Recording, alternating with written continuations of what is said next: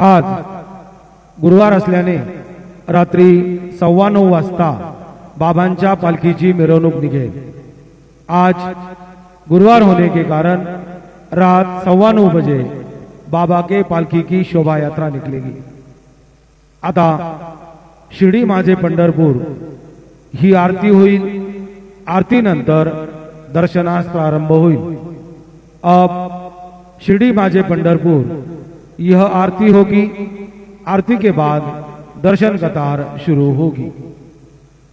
श्री सच्चिदानंद सद्गुरु साईनाथ महाराज की जय। हरि ओम। इदं विष्णुर्विचक्रमे त्रेधा निदधे पदम् समूढमस्य पाग्गोऽसुरे स्वाहा।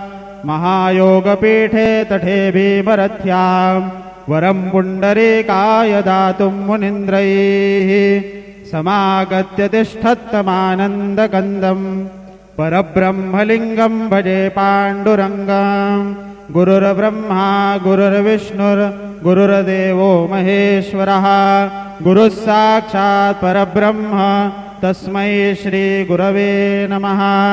सद्गुरु साईनाथ देवताभ्यो नमः। प्रातः पूजनार्थे गन्धाक्षतपुष्पं समर्पयामि। अथ धूपः वनस्पतिरसोद्भूतो गन्धाढ्यो गन्ध उत्तमः। आग्रेयः सर्वदेवानां धूपोऽयं प्रतिगृह्यताम्। धूपमाघ्रापयामि। साज्जञ्जवर्ति संयुक्तं हनिना योजितं मया। दीपं गृहाण देवेश त्रैलोक्यतिमिरापः। दीपं दर्शयामि।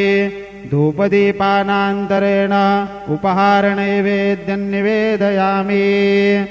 चतुरस्रमण्डलं कृत्वा